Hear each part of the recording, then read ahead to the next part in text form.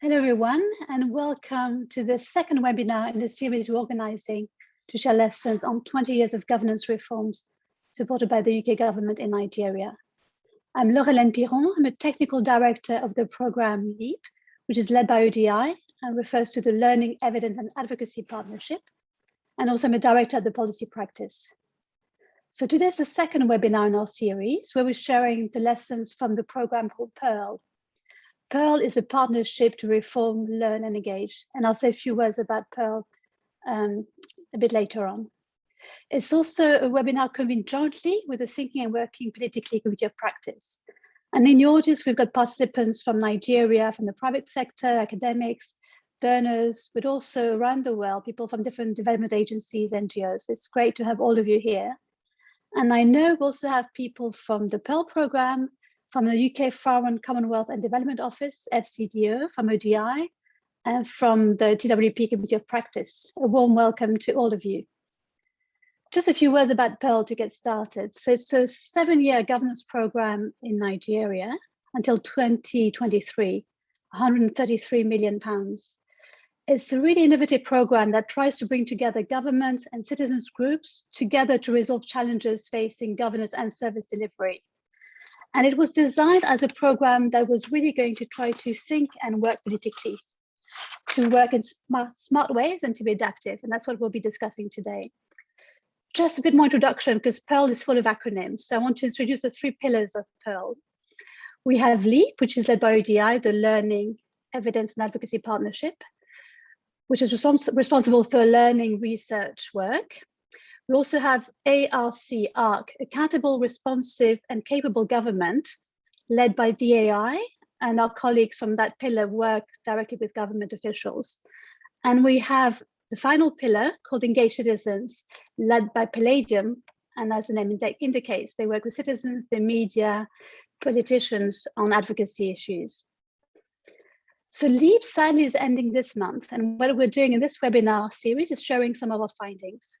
So last week, exactly a week ago, I shared findings from our big flagship research program, looking at 20 years of reform supported by the UK government in 4 northern states in Nigeria.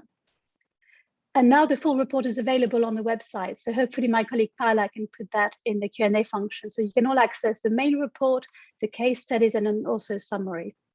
And next week, we'll be sharing the findings of the research focusing on the link between governance and service delivery. And we're asking whether improved governance does lead to improved services. For today's session, we're going to go more deeply into what it means to be thinking and working politically in practice. And we've got sort of a great panel here to share their insights. So first will be Alina Rocha-Menakal, who's the LEAP acting director and a principal research fellow at ODI in the Politics and Governance Group. And she's also the director of the Committee of Practice on Thinking and Working Politically. And then we've got 3 respondents from very different perspectives. We'll first hear from Wilf Memba, who's the Deputy Chief of Part of USAID's local impact governance activity in Zambia. But crucially, Wilf was, like me, a former governance advisor in the UK Department for International Development, DFID, now part of FCDO. And he was involved in setting up PEARL, so he'll share his practical insights. And we also have Abel Adejo, who's the state team leader with PEARL, part of the Engaged Citizens pillar, based in Kaduna, who'll be telling us what it's like in practice on the ground to be trying to work in this way.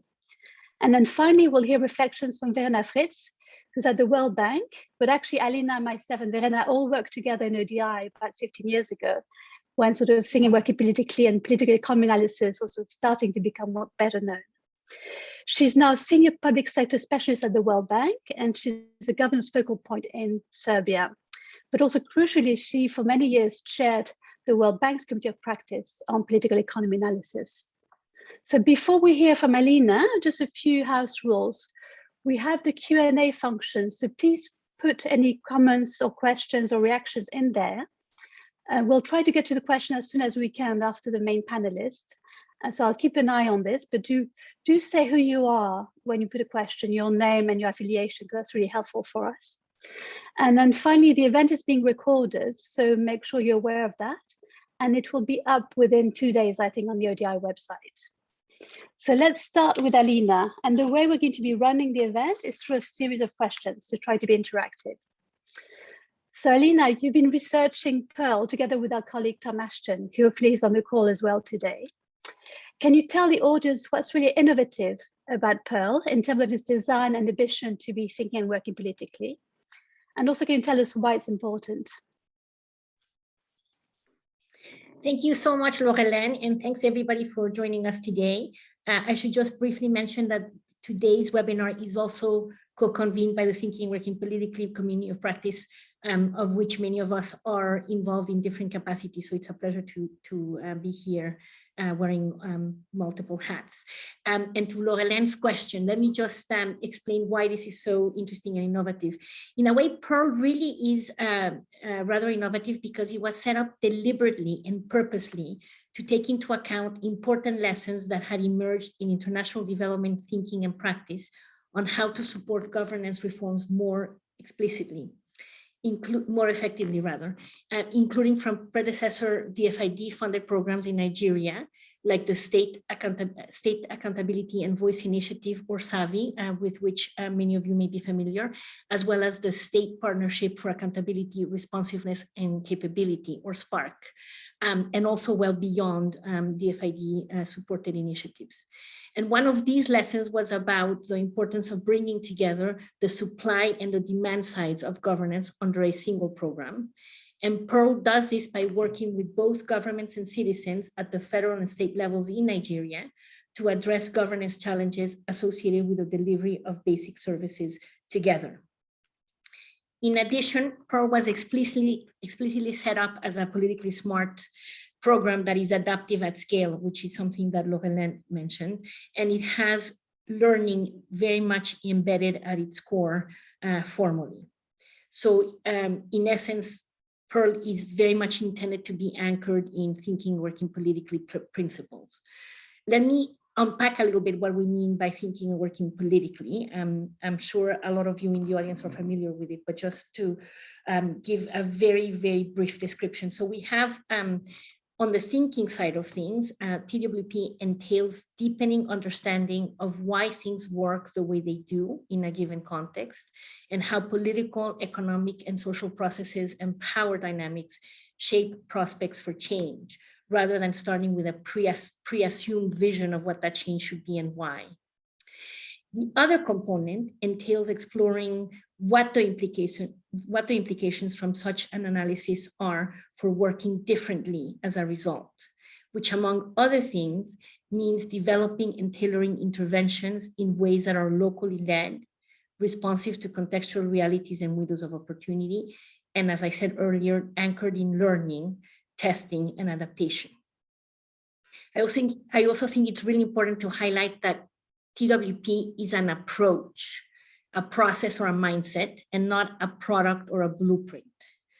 So TWP is not a magic bullet that you apply to something and suddenly you have all of the ready-made answers you were looking for.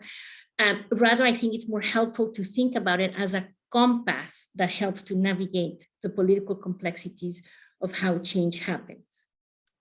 In general, international development actors, including obviously the UK, but others represented in this panel today, the World Bank and USAID as well, have made considerable progress on the thinking part of TWP, while working differently has remained a more enduring challenge. And this remains very much the new frontier in development. It is a live space where different actors are trying to experiment and learn as they go. And I would say that no single donor has cracked it and found some kind of holy grail for how you do this. So this is still very much work in progress, and there's an ongoing need to continue to test what might work well and less well and why, and adjust accordingly. So I think this is why Pearl offers what is really a unique opportunity to explore the lessons and implications of how TWP principles can be embedded more effectively in program design and implementation. Thank you, That's great, Alina. No, and it's great that you give us again a definition of what we'll be saying in the panel. We'll be talking about TWP, thinking and working politically, but you've really explained what the elements are and what was so exciting about Pearl's design. So now let's explore one element of this way of working, which is the learning question. So it'd be really good to hear, based on the research you've done, what have been some of the most important factors in terms of enabling factors and constraining factors for learning, and then for this adaptation, which is purposeful. You on purpose try to learn and adapt. So please share with that your thoughts. Thank you again. Here, let me just highlight a few different things that are important. I think one of the most significant assets that Pearl builds on is the work, trajectory, and experience of predecessor programs like SAVI and Spark that we mentioned earlier, but others that have been around for 2 decades or were implemented over the course of 2 decades. So it really has a history of engagement and accumulated knowledge over many years in similar locations across time and space in Nigeria. And DFID at the time and now FCDO have also put a premium on retaining staff across time and place, which has been really important in terms of helping to build relationships and to foster trust within the program, as well as with relevant stakeholders and partners on the ground. Throughout its lifespan, Pearl has made substantial efforts to be problem-driven and politically smart, to undertake political economy analysis and ground interventions in contextual realities, to leverage networks, to broker relationships and facilitate behavior change beyond formal rules, and to bring learning and evidence into decision-making. However, I would say that embracing TWP principles in actual practice has remained more of a challenge and is still a very much work in progress, which I was saying earlier about the international development community more generally. As I said earlier, Pearl was designed and has been implemented within with the idea of being anchored in TWP principles. But there's a broader political context that has both enabled and constrained the program's ability to do so. This has generated certain tensions and constraints, often beyond Pearl's immediate control, as well as beyond the mandate of dedicated DFID, now FCDO staff that have worked closely with the program. And these have not always been easy to navigate. So on the one hand, DFID back in the day, now FCDO, have embraced and done much to support and champion TWP principles at an institutional level. And this can be seen, for example, with the introduction of the so-called SMART rules and in the incorporation of TWP and adaptation language in high-level strategy documents. Again, Pearl's design is very much reflective of this, anchored in learning and TWP principles. In addition, the program introduced in 2018 an output-oriented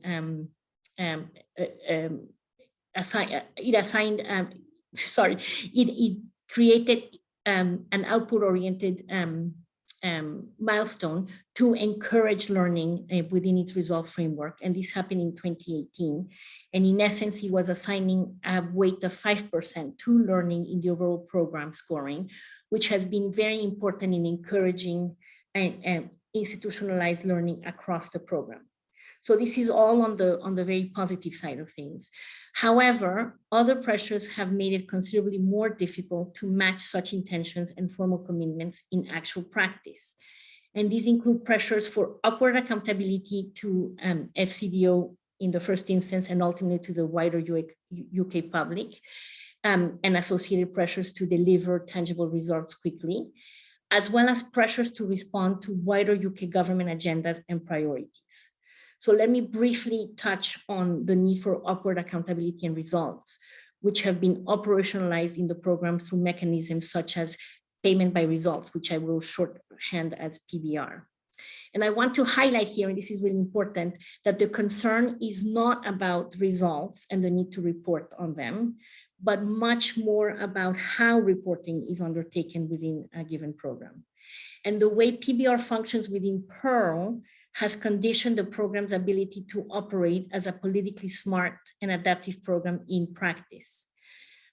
This is because it has generated incentives that considerably reduce the space and scope to experiment and take risks.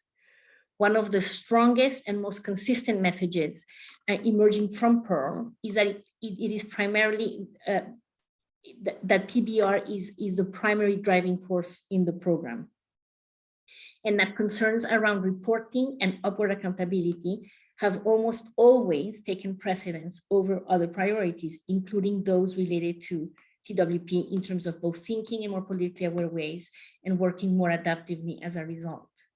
There is a feeling within Pearl that it operates more like a milestone-based program than an adaptive one. And this comes to life, especially in terms of associated reporting requirements for PBR, which can be perceived and are really extremely onerous and time-consuming. So the PBR requirements involve a raft of processes and documentation, including 6 monthly reviews, annual reviews, most significant change cases, and numerous PAs, as well as monthly, quarterly, biannual, and annual learning sessions and reports. And all of this ends up taking a lot of time, which makes it difficult then to concentrate on other things. So as a result, these pressures related to PBR and to the need to show results quickly have significantly limited the room that the program has to explore and experiment. They have also reduced risk tolerance from both FCDO and the program itself, and they have skewed incentives towards reporting success and avoiding open conversations about failure, which tend to be more difficult. Let me just briefly illustrate this by explaining a little bit how the program has used political economy analysis, or PEA. While the quality of PEA has historically been very high, the depth of analysis has become shallower, and PEA has become increasingly instrumentalized. And this seems to be linked to reporting pressures. Because milestone payments have been attached to them, analyses have become more of a tick boxing exercise than something more substantive. And it is not clear to what extent analysis is used to inform deeper learning that goes beyond the what, and to reflect more purposely on the how and the why. So on strategic adaptation, programmatic choices, and overall program direction. And just briefly to touch on the second challenge that we have seen throughout Pearl is really the pressures associated with the wider UK government agendas and priorities. So while in principle, FCDO has sought to carve out space for Pearl to operate in ways that are tailored to context in Nigeria, for example, through the use and application of PEA, the program has also had to respond and adapt to other UK government and country office priorities that pull in different directions. So over time, decisions on which locations Pearl should work in and what issues and sectors it should focus on have been guided less by contextual analysis and learning than by FCDO needs, priorities, and targets, as well as wider UK government mandates and ambitions. So in practice, this has limited the program's freedom to experiment, test, and innovate, as well as to take on sectors that are considered more politically salient in the context, perhaps, but might not fit with FCDO's national or global priorities. So this has reduced the program's authority and autonomy to be locally led and to make decisions that might be more actively responsive to contextual analysis or emerging learning. So these are some of the really positive things that have emerged from the program, but also some of the challenges along the way. That's great. And thanks, Alina. This morning I did a thread on our flagship report to try to highlight the key elements. And in Twitter, you just have a few words, a few 160 characters to say why the programs were working well. And I mentioned our brilliant staff in Pearl, such as Abel and others, who really understand the context. They know how to engage with their partners. But also there's a challenge about whether in practice with sort of new UK policies, programs can still work in this way. So it's really nice, Alina, to have the balance of the challenges and what worked well.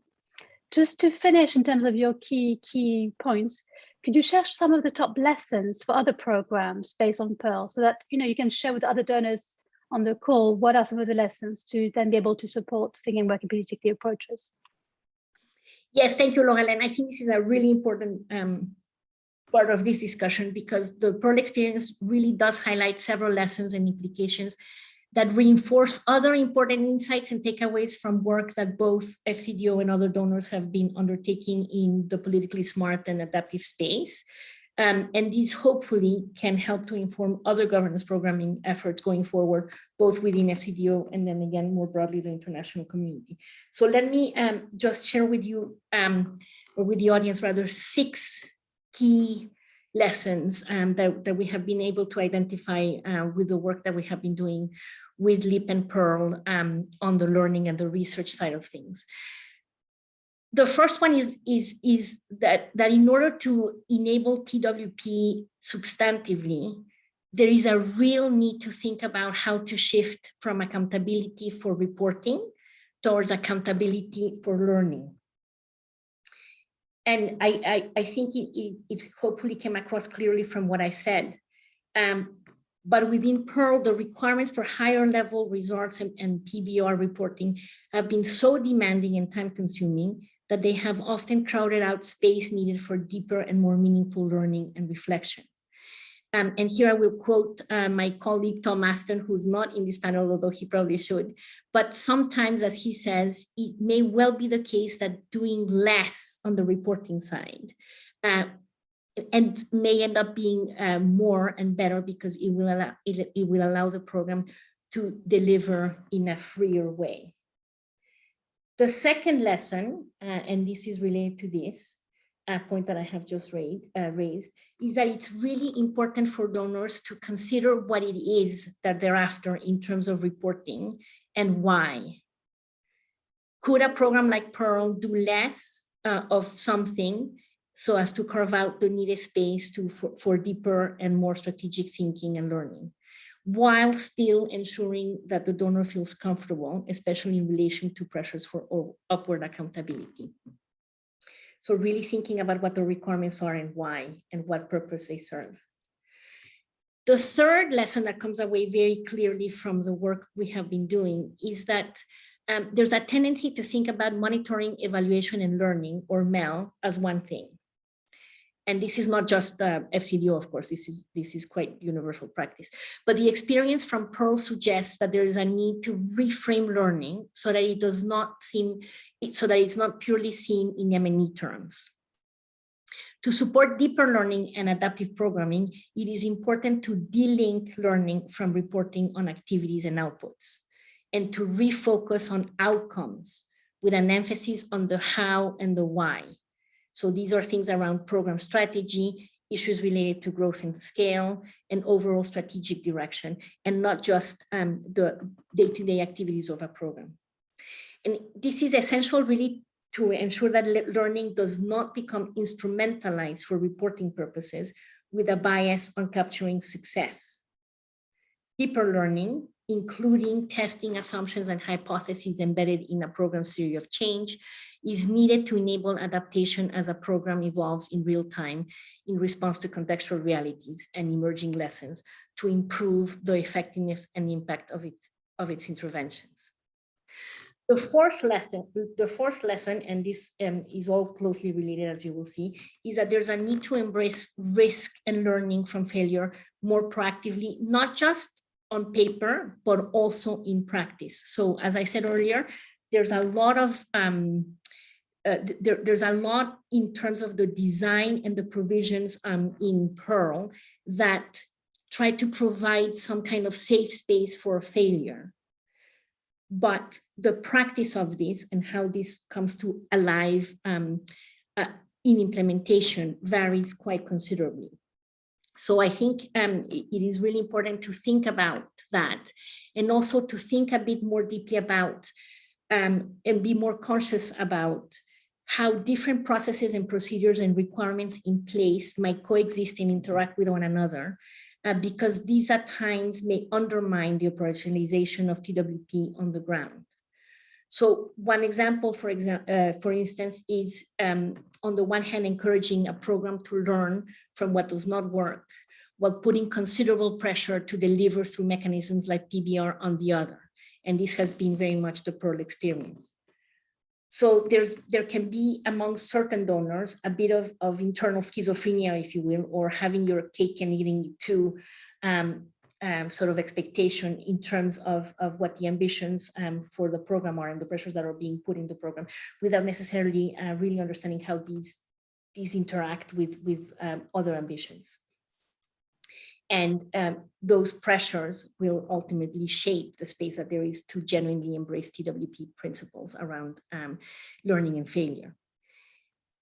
A fifth one is that when seeking to put together complex programs that are intended to bring together different partners and combine a variety of thematic elements and approaches, as is very much the case of Pearl, there is also a need to think more thoroughly about structure and the incentives that they generate.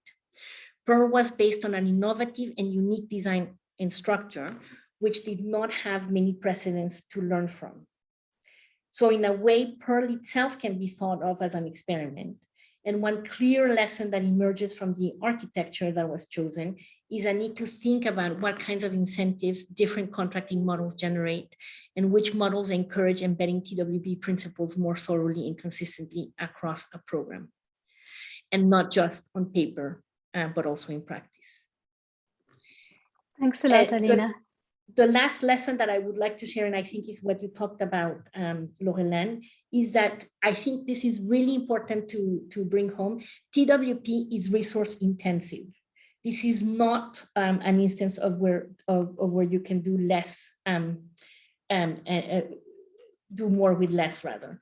TWP really calls do more with less, sorry. TWP really calls for engaging in actual practice that requires considerable commitment and resourcing. And here, staff with the right skills is essential. And we have seen that time and again shine through in the case of Pearl, and also counterparts in FCDO and DFID before that, where people were able to build relationships and work together on the basis of partnerships rather than a sort of purely contractual relationship of client and contractor. And that has been really important. It's also really important to have the right skills and the right resources in place, because a lot of the knowledge and experience and expertise about what is needed is found at the local level. And it is really important to harness those resources there so that you can give the program enough decision-making, autonomy, and authority on the ground. Thank you. And just, yeah. Thanks, Alina. I think, yeah. Thank you. Yeah, perfect. Just to close, I was going to say that this is really essential to help to build sufficient trust to let go of central control and the tendency to be too prescriptive in favor of TWP. So thank you. Sorry for talking too long. Thank you. Thank you very much, Alina. So we're now going to, we've heard your reflections and research on the program and what worked, what was more challenging, some of the lessons. We're now going to move to Wilf, who was involved in designing Pearl. So let's head straight to my first question to you, which is really, can you sort of bring yourself back at the time when you were designing Pearl? And can you tell us a little bit how you were conceptualizing the program and decided to design Pearl in this way? Because DFID at the time was very different from FCDO now. So can you just talk us through what was going on through your head and how you managed to design such a program?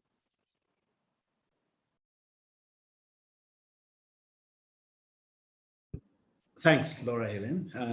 Hopefully you can hear me. So I think the design of the program came from a frustration that a fellow governance advisor and I had, Tia Rapana, who's now with the World Bank, or seconded to the World Bank.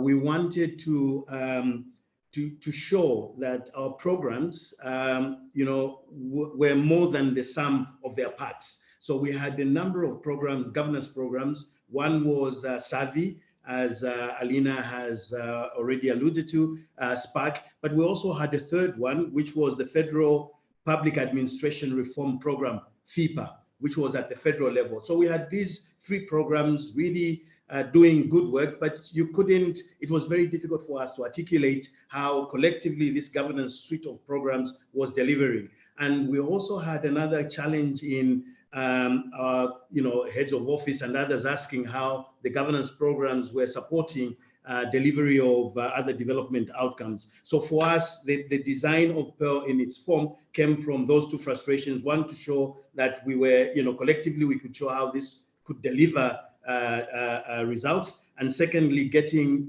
governance programs out of the governance ghetto.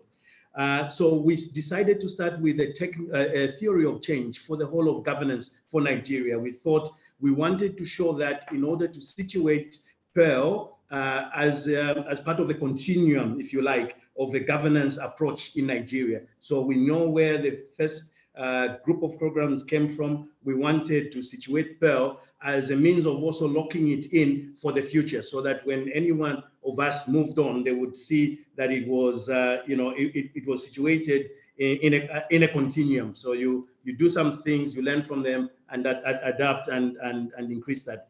And we did it at the right time, because there was a growing evidence on, thinking and working politically, lots of writing coming up at the time we were designing it, as well as adaptive programming. Therefore, it was a good environment for us in a way. I think what really helped us, though, were two studies that were done by ODI. The first one was on Savi, and the second one on Spark. That gave us some international or academic credibility, if you like, for the programs, so that when we were designing the Pearl, we were able to show that predecessor programs had achieved some results. And that was really helpful in being able to then convince our DFID head of office, as we called them at the time. We had a team leader who was an experienced senior governance advisor. Therefore, it wasn't difficult to explain what we were trying to do. But also, I think sometimes we overlook this. It was my relationship with my colleague Tia meant we were two governance advisors who really wanted to do something that we would live for Nigeria, and building on what colleagues had already done. When we left, we both knew we would be leaving, and I know that Pearl has been in good hands with my colleagues, because it's still going on, so which is a great thing. So I think we also had suppliers in terms of the people who were actually running Savi and Spark and FIPA, who were willing to do the right thing, even though they didn't know that they had no guarantee that they would win Pearl or have any part to play in Pearl. So they were very open to that. I think in the last minute or so that I have, maybe to just say the key challenges around Pearl were initially in the conception and design were around the procurement. And I think the issues that Alina alludes to in payment by results and so on show why it was quite difficult. Whenever you were designing an adaptable program, thinking and working politically program, the key question was, what are we buying? And sometimes it's a very difficult question to answer.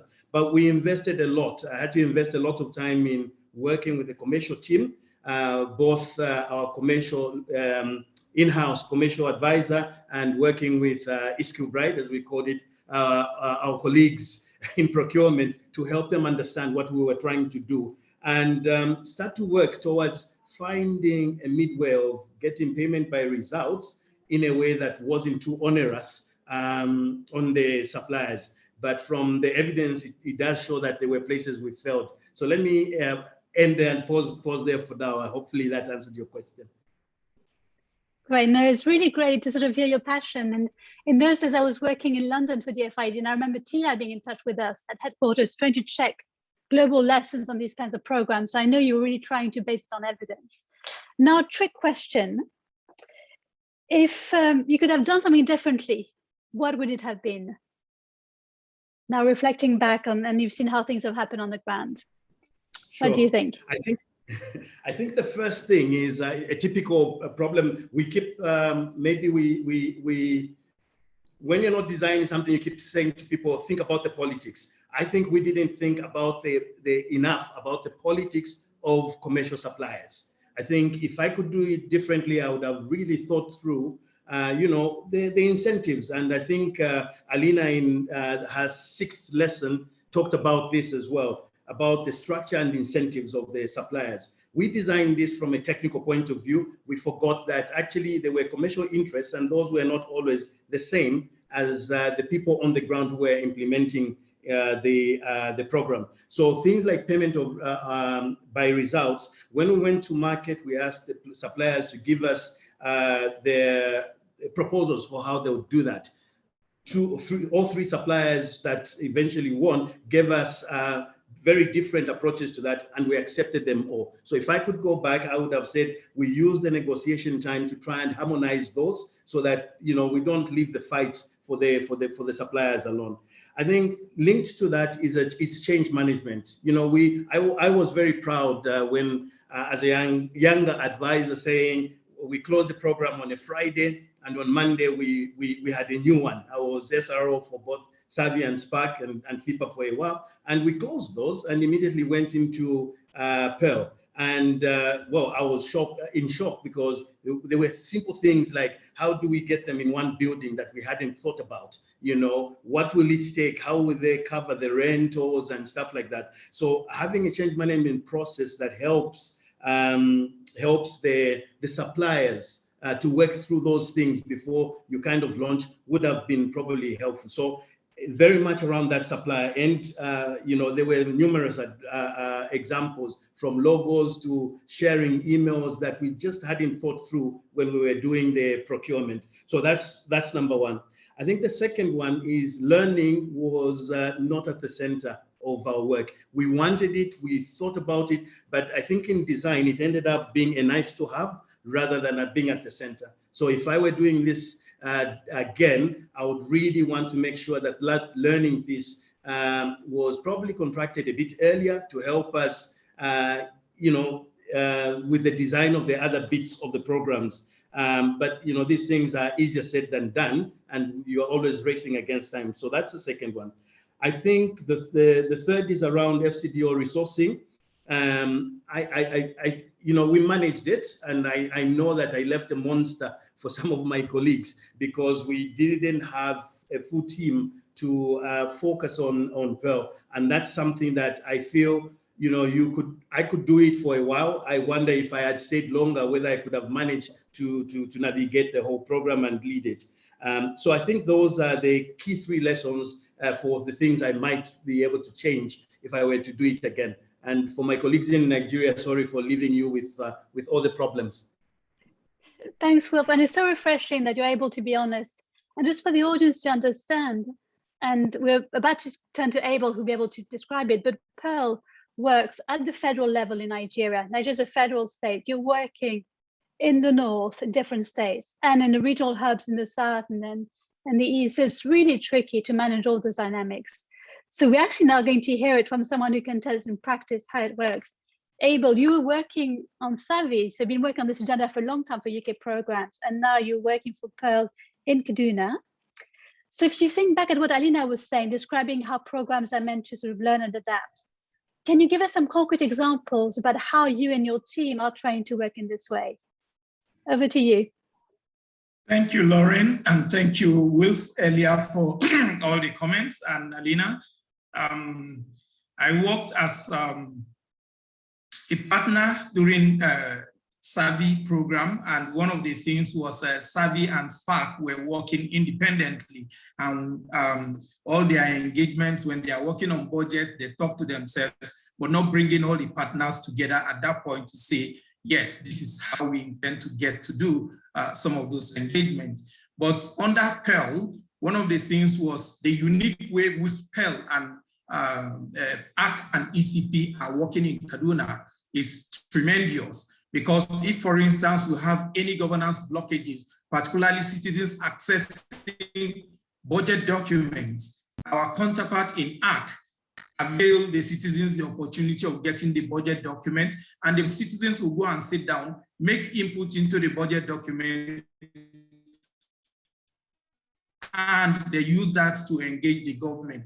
That was not done. The only instance that Savvy partners were able to engage the budget seriously, that was in 2010, when a huge budget was presented to the State House of Assembly, was the partners assessed the budget from the State House of Assembly with the support of Savvy, and then analyzed, and the feedback was used to engage the government to ensure that the excesses were reduced based on the fact that citizens saw that engagement.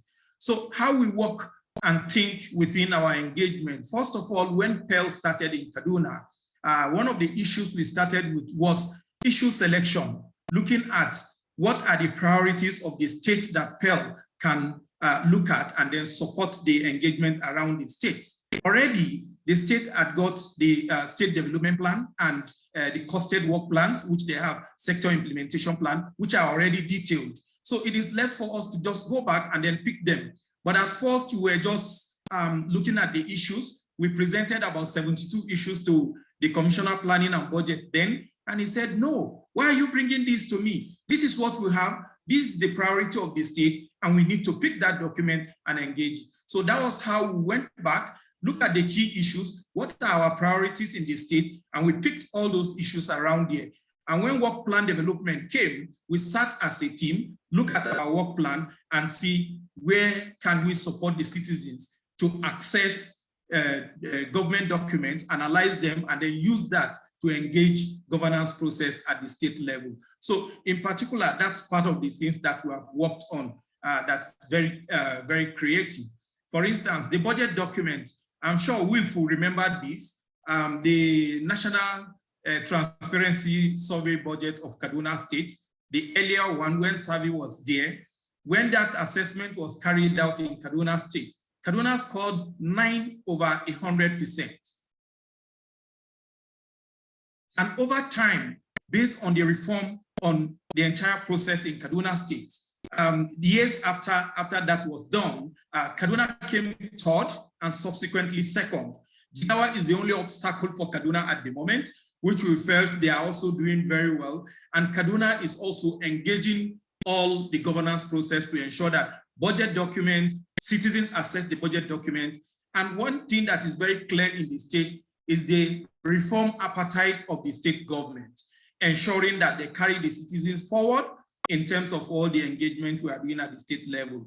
And that's part of the things that the state also signed into the Open Government Partnership that we have co-created government partners and citizens, and they sit and look at the documents and see at any point in time, if for instance there is budget, then there is town hall meeting, we get to the State House of Assembly, there is public hearing on budget, and citizens make input into document, submit their input directly to the State House of Assembly. In the past, such are not done, but now the reform processes are heavy in Kaduna, and the appetite is there for the entire citizen to engage the budget document, engage all governance process in the state, make input into strategic document of the state. For instance, like the state development plan now, the citizens came out, look at the state development plan, and made their input and submitted it to the state government to say, yes, this is the position of this citizen. In the past, this was not something that was possible. So again, in Kaduna and at the national level also was able to bring governance close to the people. And part of the things we are doing now is just to ensure that if PEL is not there, how do we ensure sustainability around the community? So we now allow the accountability mechanism that PEL has supported. We have a co-created accountability mechanism in the area of education, on budget, open government partnership, and local government accountability mechanism. So what we do is just, if we are engaging the government, we allow the citizens to invite the government to come there, so that if PEL is not there tomorrow, they can also on their own engage the government in governance process in Kaduna State. Abel, this is brilliant. You're really bringing to life for the participants how the program works. And in the report, sorry to refer to this, we sort of mentioned how Kaduna since 2015 has been really reform-minded. And you've given us an example of how you're accompanying the government with their priorities, but also this added value, which is around always working with government and citizens. And just to flag, we've got a report which is already out on the PEL website, looking at Kaduna education reform. It was co-authored by a number of colleagues, led by my colleague Gareth Williams, where we talk exactly about this. It was brilliant to hear this. I want to ask you again, I asked Will for tricky questions, so now this is your tricky question. Alina, when she spoke, mentioned some of the difficulties of trying to think and work politically and adapt. And she mentioned the pressure around reporting results, reporting to FCDO back in Abuja, the milestones you have against which you're paid, this payment by result. Can you be honest with us and just share with us some of the challenges that this might be creating for you? Initially, when annual review team came to Kaduna, we found out that Pearl was doing a lot, but harvesting some of the results was a critical challenge for us. Critical challenge in the sense that you are leading, you are taking reports and then looking at this. There are some key issues that are coming out from the side of government as well as the side of partners that we're not seeing. And the recommendation of the annual review said, yes, all the team need to have a person within. Oh, we've lost Abel. Perhaps someone's trying to censor him, not get him to read what's happening. Abel, are you able to join us again? Sorry, my internet is fluctuating. Good, keep going, keep going. We can hear you. My internet is fluctuating, so I will just keep going. And keep going. Report came up that all the things should be embedded with an M&E person so that if we are delivering, we will have our result being harvested appropriately. So that also has helped us in bringing, but initially we're not harvesting the report appropriately. When the annual review team came to Kaduna and they had interface with the citizens and the government and the citizens were giving more reports, more results than we, the delivery team, giving on the ground. So that was the reason why they were able to get that, and they got support team on M&E to come and be supporting all the team at the local level. So it was a Herculean task at the beginning to do that, but now we know where our results are coming from. So we try to do reflection with partners to see what are the key things we have delivered at the state level, and we are not seeing the results. Through the reflection, we're able to get some of the feedback from the partners, and we ensure we document such reports that are coming out in terms of the results that are being delivered in Kaduna. And just to mention one thing earlier, in Kaduna, there was no public hearing on budget. It was this Pearl that came after a series of consultation with the State House of Assembly that were able to come up to ensure that there is constant budget budget public hearing in the State House of Assembly. And that's a key milestone for Pearl in Kaduna State. Thank you very much, Abel. So we've now had sort of Alina's presentation and then a bit of historical background from Will and Abel giving us a feel for the program right now. I'm just checking the question and reactions we have so far. So there was one question about other donors, but we're about to turn to that. That's why I've said we'll be answering that question live. And then we've got a question, I think, Alina, do you want to try to answer that question around the theory of change? And then Abel, there's a question about whether the project could be extended. I think I'll take that question, which is basically FCDO decides where Pearl is operating and it has made some decision about the specific states in which it works. And for budget reasons, it's been cut. It used to operate through regional hubs in the southeast and southwest, and that has to end in the northeast, and that has had to end. So Pearl is working in these main states in northern Nigeria now. So I think, Isaac, I've just answered your question. But Alina, do you want to have a go at answering the theory of change question? Actually, I was going to suggest that I think Abel is in a much more able position than me to answer this, but just perhaps we can turn to him after I just share a couple of sort of higher level reflections.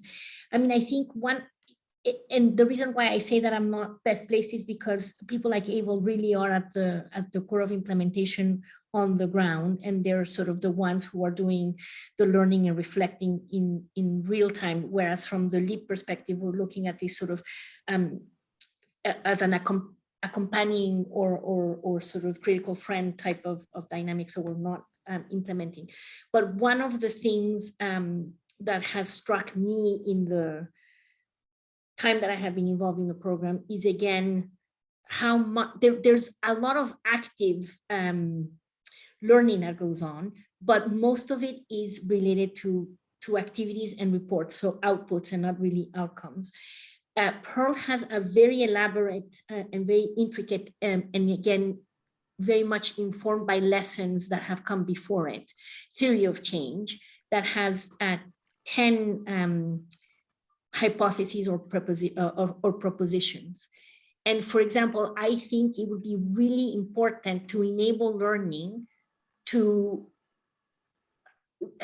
engage much more purposefully with the theory of change and the propositions, just to see, and testing them in real time, to see how much they actually bear out in practice. So one of the propositions is precisely around bringing the supply and the demand side of governance together, and whether or not that turns out to be more effective.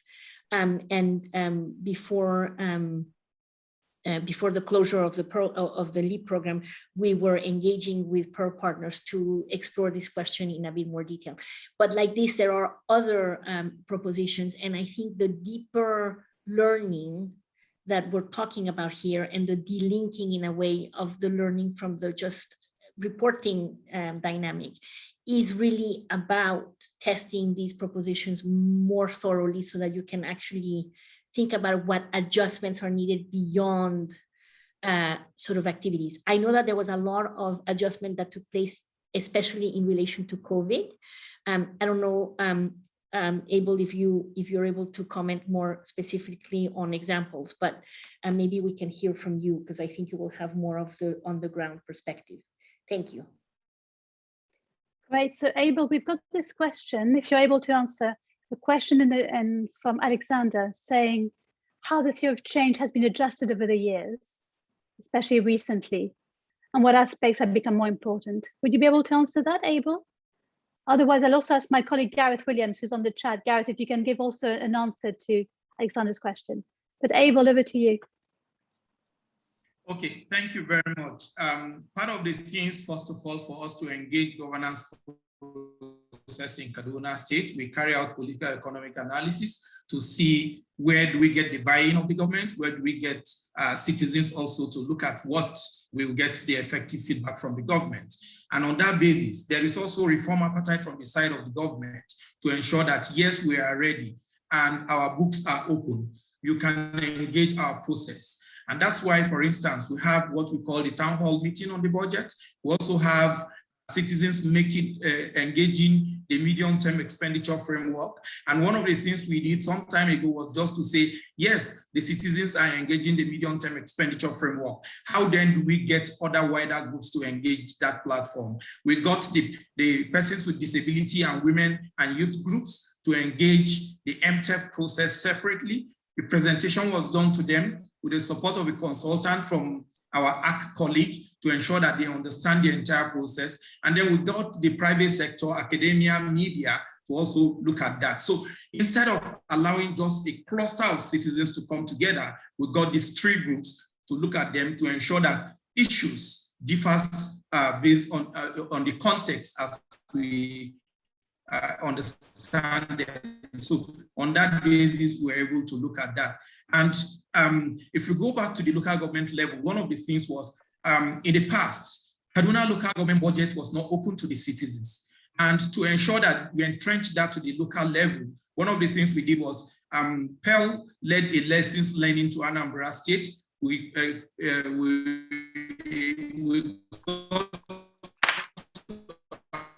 Anambra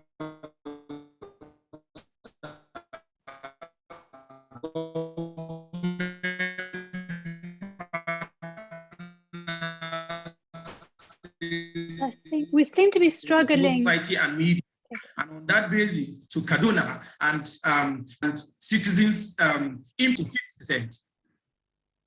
Sorry, Lauren. Thank you.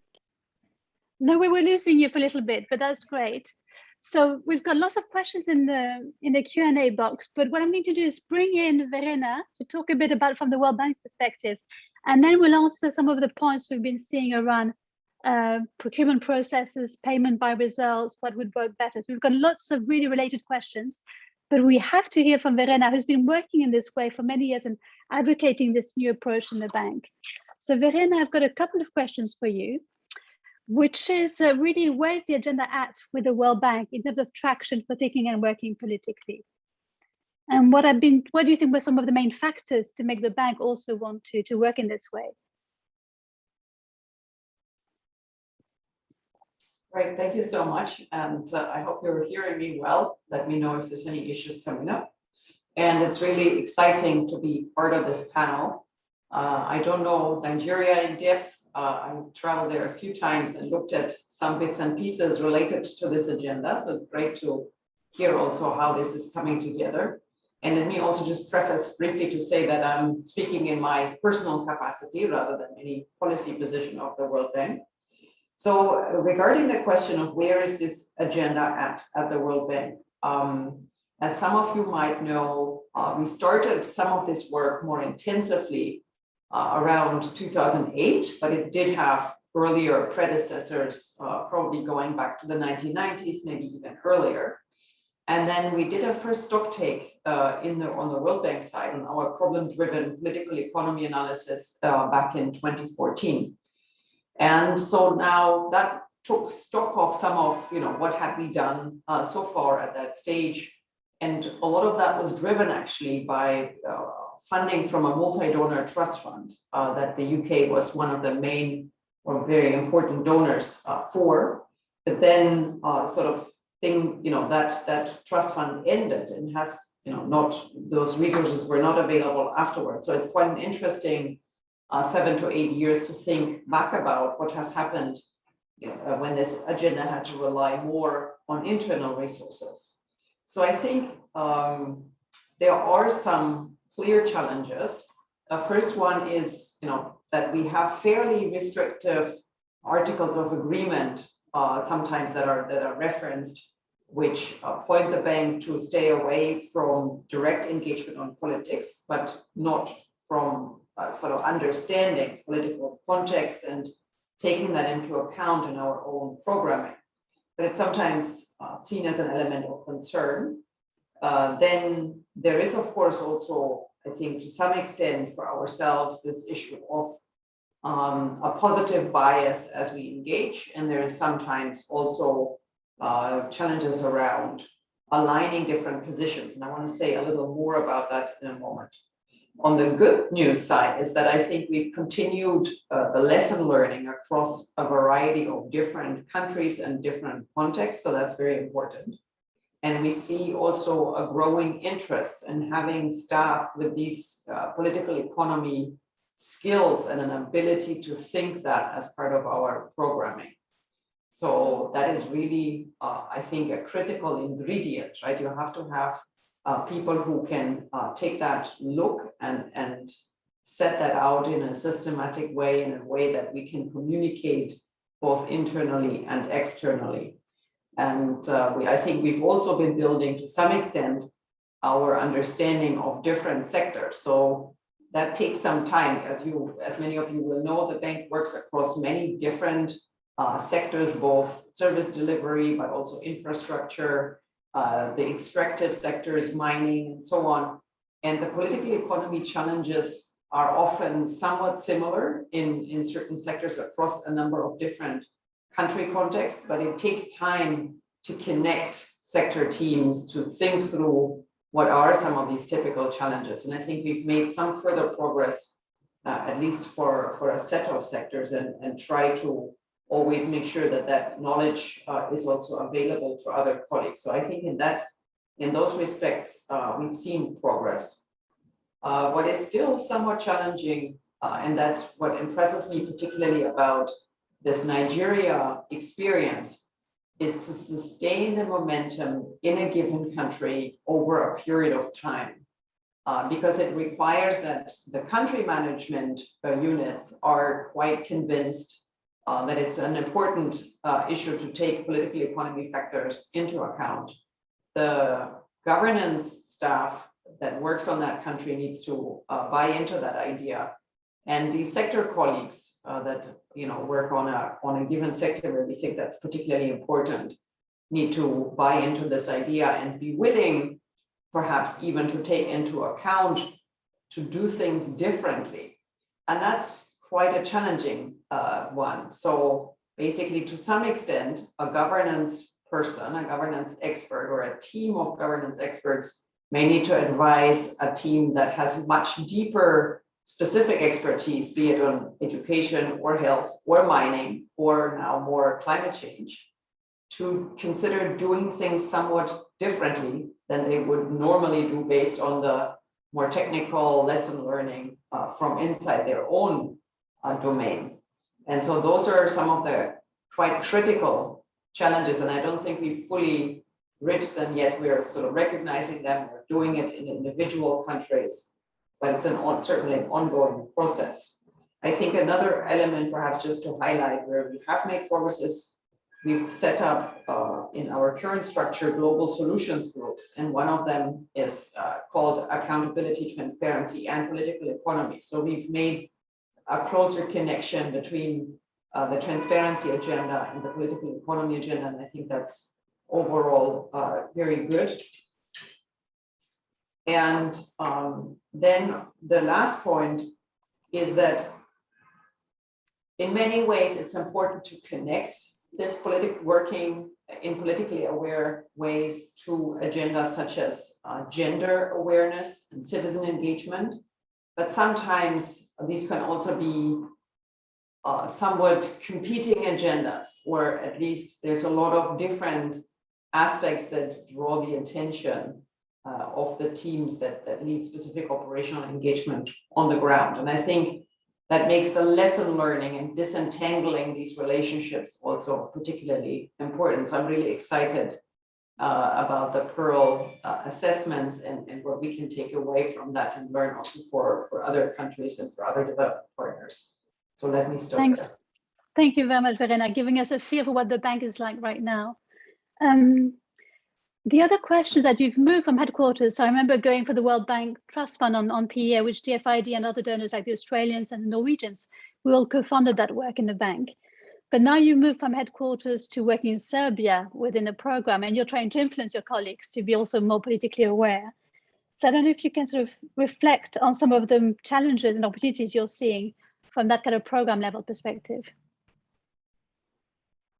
Thank you. So indeed, I first worked in what we called a global unit in the World Bank. I then moved and worked for a number of years in our Africa region on some very fragile countries, mainly East Africa. And then more recently, I moved to our Eastern Europe and Central Asia region and working in depth in the Western Balkans. And when you are an operational, we call it an operational task team leader, there are key challenges that you have to keep in mind and pursue and work on and fulfill a lot of different requirements, right? So we, as you might know, we have an extensive and revised environmental and social framework that can be quite demanding. It has, it's good foundations, but it's quite demanding in terms of fully addressing all of these aspects in addition to other standard procedures. And then there's a number of, trying to think through all the procurement aspects that need to be addressed. So teams, task team leaders, the task teams are quite busy for performing and addressing all of these different dimensions. Fulfilling all these different dimensions. So one is that I think we do need significant, or we need global units and regional sub-teams, if you want, that stand ready to help and bring in political economy perspectives in a practical way. So that's one aspect. The other is that from time to time in some countries, there is a growing demand that we actually do need to understand this wider lay of the land and why things are difficult and so on. And that's a golden opportunity to do a deeper dive, either at the country level or for specific sectors, or ideally a combination of the two. And then that serves as a platform from which we can understand the day-to-day dynamics, at least for some time, and then update ourselves later on. So it's something that we had have had a great opportunity to do here, including through UK support. And we have it in other countries as ongoing work. It remains sometimes somewhat challenging to share all the insights that we have more broadly, since there are sensitivities around that and so on. While the ultimate objective that we have with this is always to become better at supporting development progress in a given country. So it's very much something that's also ultimately focused on enhancing the life of citizens and enabling stronger and accelerated economic development, more sustainable development. And I think one dimension of development for which this will also become increasingly important is the green transition. So that's important here in my part of the world, and I see it becoming increasingly important in other parts of the world. So it's been recognized that there is a social dimension to the green transition, but there is also a very, very important political and political economy dimension to that transition, and how citizens will prioritize that relative to other aspects of development. And for example, one thing that we see here is a rising awareness and rising public debate on this dimension. So it's something that we are paying greater attention to and trying to engage more strongly as well between our governance team and our environment teams. Let me stop there. Thanks very much, Verena. Thank you. And for sharing again the practical, like the tensions. We all have these sort of checklists of things we're supposed to do, but in practice on the ground, we can't possibly mainstream all those issues at the same time. And again, also it's really important to mention the importance of climate change and how all the programs have to adjust to this new priority. Let me turn to Wilf again. So this time, Wilf, you're putting on your USAID hat, a project implementer. So you move from being a donor to actually implementing a project, the USAID local impact governance activity in Zambia. And the question to you is a bit similar to that of Verena that I asked, which is insights from your current work, challenges, opportunities within USAID programs to work in this way.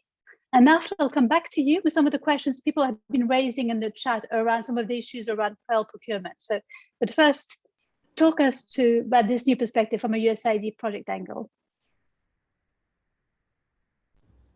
Thanks, Gloria Helen. Let me just start by saying, taking a leaf from Verena, I speak in my personal capacity on this one, not representing DAI or USAID.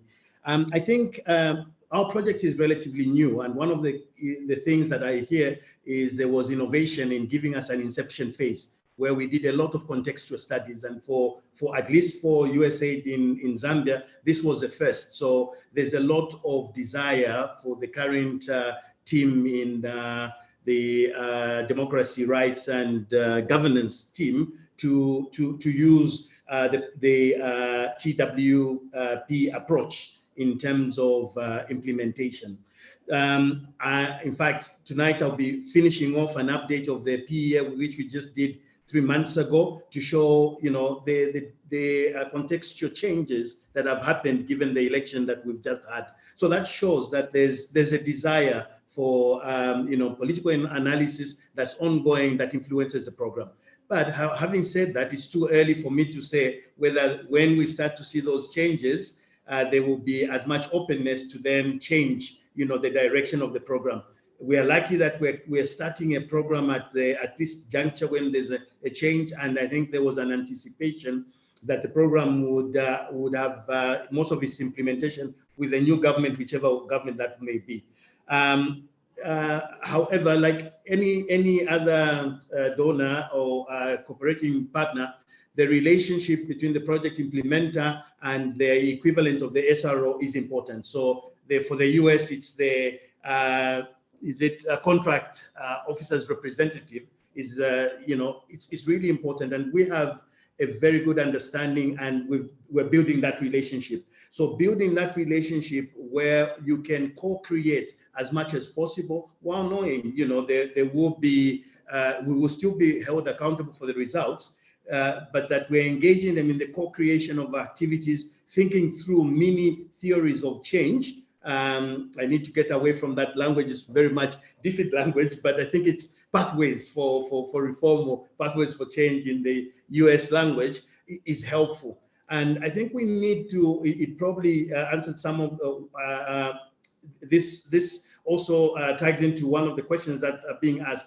I think it's really important to build relationships that are mature between the cooperating, the donor and the implementing partner. I've seen relationships where one is treated like, you're the implementer, then just go do it, and I want the result, versus on the other side where you co-create. Obviously, there's always a risk about keeping, those relationships still accountable. But I would argue, I mean, if I don't get along with my manager, just because they hold me accountable for my results doesn't mean we can't have a relationship that co-creates stuff. And I think that's really important, that we also move away from this us versus them kind of thinking in terms of a partner. It is a partnership. And the more we look at it from that perspective, I think the easier it becomes to start to define what the results we all want to achieve are and how best we can get them. Thank you very much. And that relationship of trust is critical. Earlier on, we spoke with Abel and Alina about relationship between the implementer and the partner governments and civil society. And now you're talking about the implementer and the donor, really trusting one another and seeing that they're in this together, trying to achieve program results. So I understand not everyone in the call can see all the questions we're getting, but there's a theme there around contracting issues and program payment by results. So there's a question there, Wilf, if you could answer, and I'll read it out, which is contractors always complain about payment by results and say that the FIDF-CDO should allow them license to be flexible and adaptive. But sometimes contractors aren't doing a good job. So can you give us an insight into the balance faced by CDO SROs, so senior responsible officers, or owners, sorry, about how to drive performance through payment by results? Sorry, I dropped out a bit there. That's fine. So that's yes, we can see you and we can hear you again. So go ahead. Okay. Can you answer that question about payment by results? Sure. So I think for me it's a question of how you put the balance between what, which is the results you want to achieve, and how.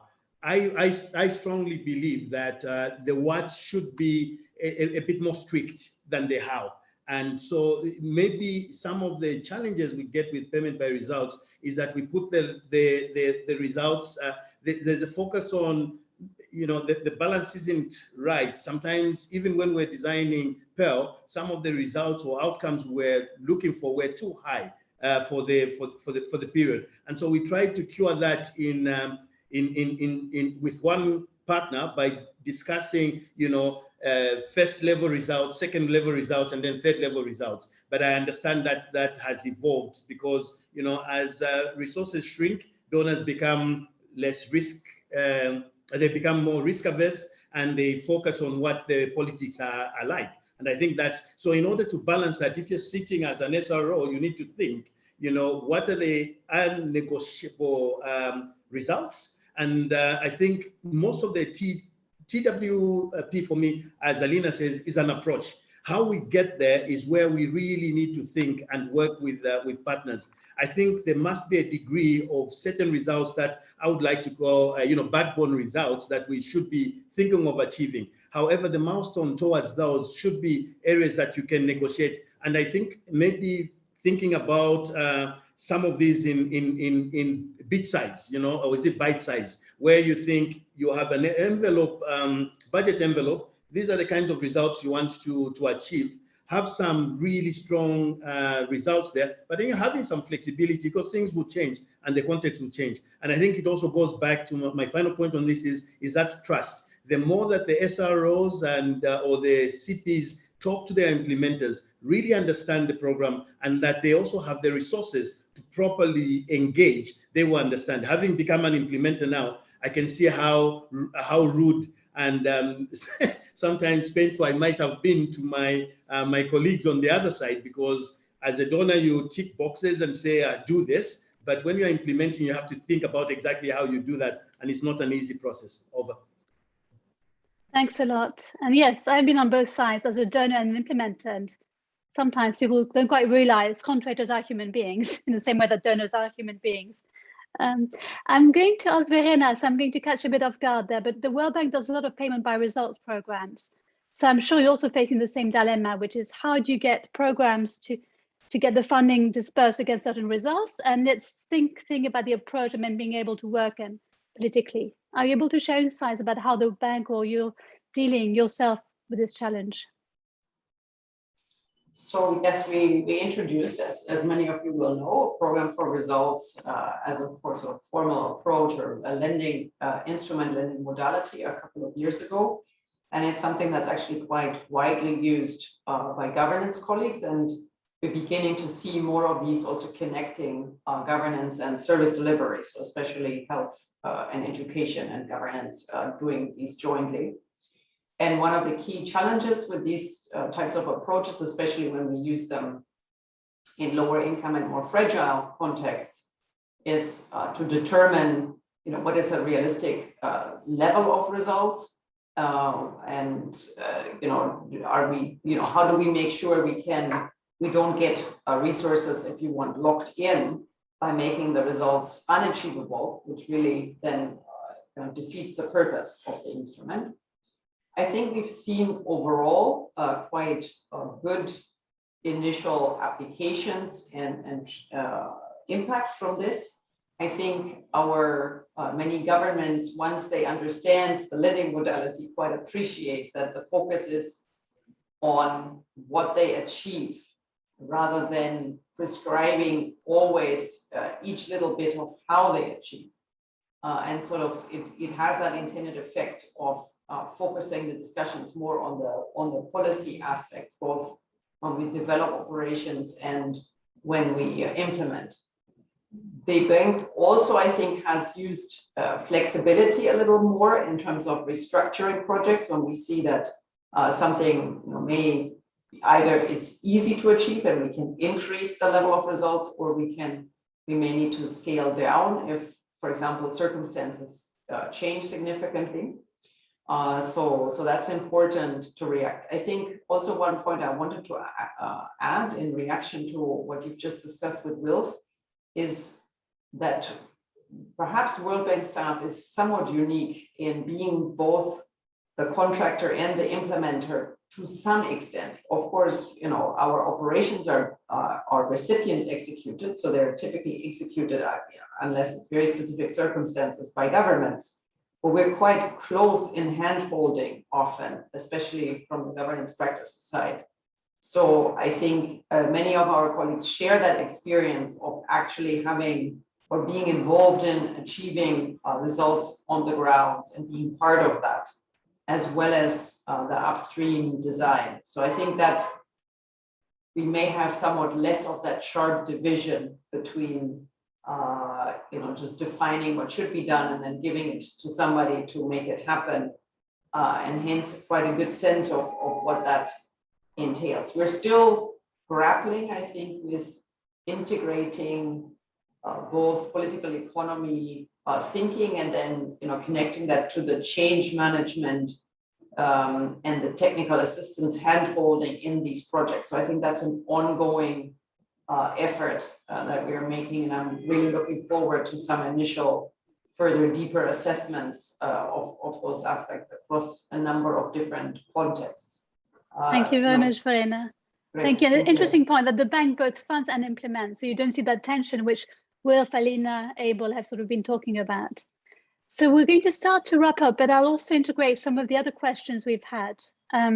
So Alina, I'll turn to you now. And there are sort of 2 points I'd like you to respond to and also make any sort of final comments you want. One is from Rosie McGee, who was one of our peer reviewers for the flagship. So Rosie, I'd like to say thank you publicly to you and to all the other members of the expert advisory group. You had a question which I'll also ask Wilf to respond to. You say, it seems that TWP needs to include thinking and working politically on the procurement side and implementation arrangements. And you have a question about why Pearl had 3 different suppliers for the 3 different pillars. Did they in fact come to operate so closely together that it might as well be just one organization? And did the existence of the 3 pillars create tensions and difficulties? So there was that question, Alina, around the 3-pillar, 1 program dimension. And also there was a question, question from Neil Gandhi at FCDO, which is around how you can include TWP in your results framework and really try to get implementers to use the principles. So over to you, Alina, for those two questions. Thank you, Laurelène, and thank you both Rosie and Neil for the questions. I may also cheat a little bit because I saw another question from Gareth that I was very interested in answering. I think people like Wilf will obviously be better placed to answer the question on the setup of the program. But I think, again, it really was so new, this idea of combining the supply and the demand side of governance in a rather large scale, very ambitious program that there was no obvious model to turn to. So there were different ideas floating around, one of which was to really contract the supply and the demand side separately, as well as the learning, so as not to, in a way, create perhaps tensions with partners on the ground around supply and demand issues of governance. I think in retrospect, this has shown to be quite an ambitious ask, because, you know, there are a lot of, the management structure becomes very layered and large, and there's a lot of time that ends up being spent trying to coordinate across such a large beast, where all of the different suppliers are directly accountable to and contracted directly by FCDO. So this has generated some tensions that make it a bit difficult to function seamlessly. And I think this is one of the takeaways, that there ought to be much more time spent thinking about what kinds of incentives the structure generates, because it will really impact how the program can work on the ground. But Wilf will have probably a lot more to say about this. I did want to, I think that I will combine the question, if I may, the question from Neil with the question that Gareth has asked, because I think there's a really important thing about, I think the biggest challenge that I see in the TWP field these days is sort of the tendency to instrumentalize it. And I know this is a word that I have now used several times, but because there's a need to sort of focus on results and immediately showing that this is working, there is a tendency in a way to formally use the terminology around TWP, but not enabling it to live up to the substance that it's meant to embrace. So I think that's a really important point, and it relates to what I was saying earlier that Wilf was talking as well, which is about TWP as an approach and not as a blueprint. So it's interesting that we have seen time and again, and again, many of the lessons that I have highlighted here are not unique to Pearl. There was a very innovative booklet that David Booth and Sue Onsworth wrote back in the day, capturing different experiences from different international development actors trying to think and work differently.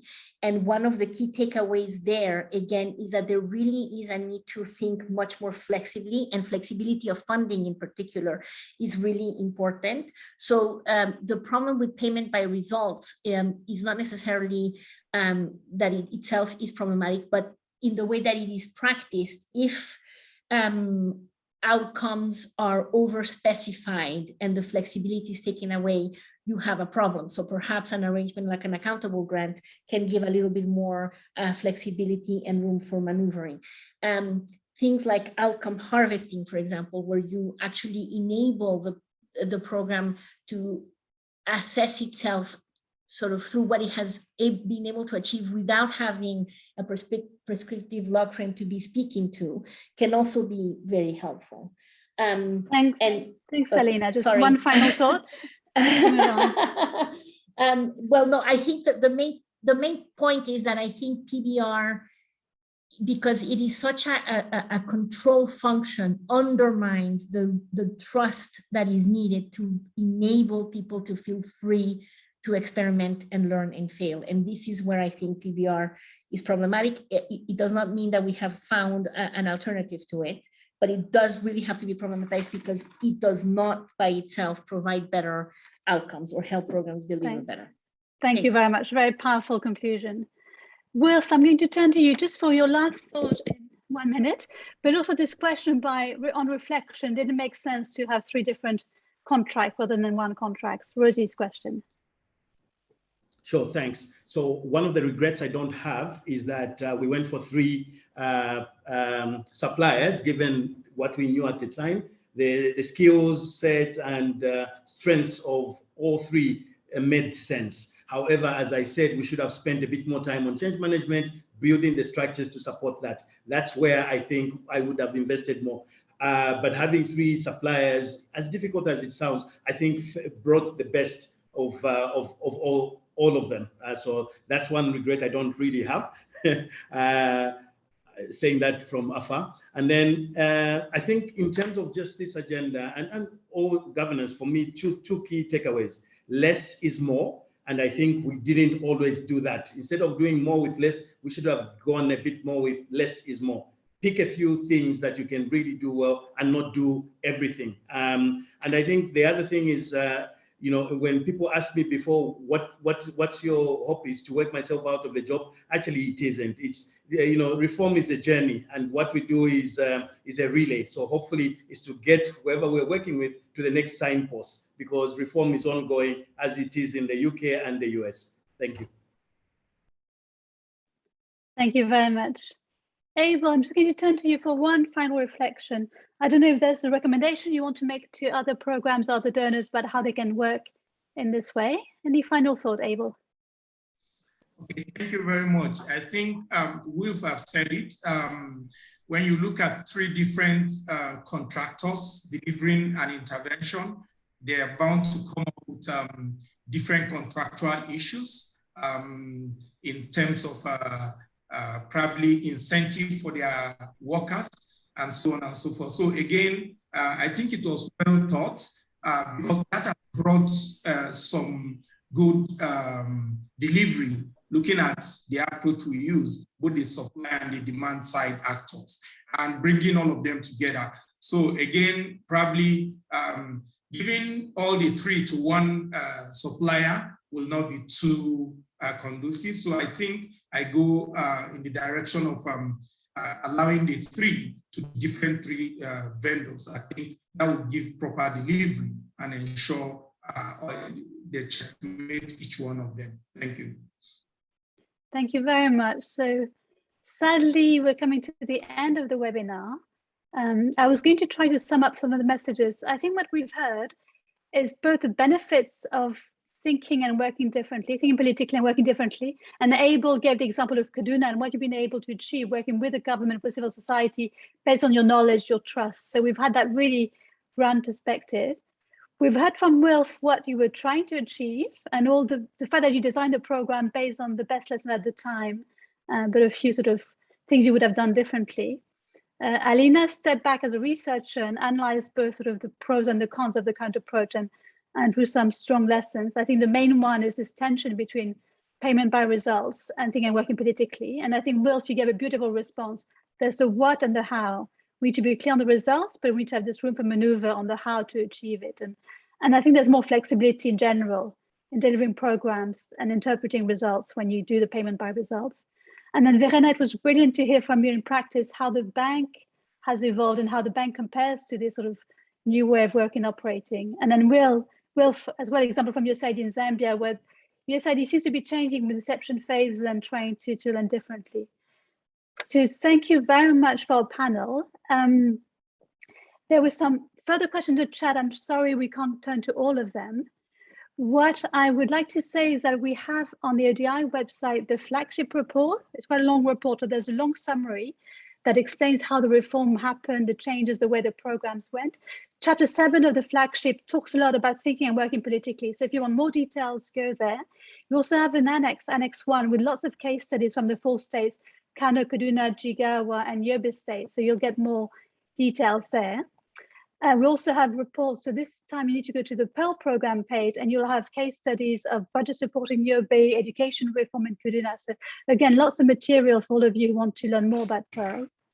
And finally, please join us at the same time next Tuesday for the final webinar. So 2 o'clock, Tuesday, the 18th or the 19th? The 19th, where we'll be asking whether governance reform can actually improve service delivery. Can you as a donor work on governance reforms and then hope to achieve better health and better education? So thank you so much to everyone. Thank you for joining. Thank you for your comments, your engagement, and thank you very much to our panel.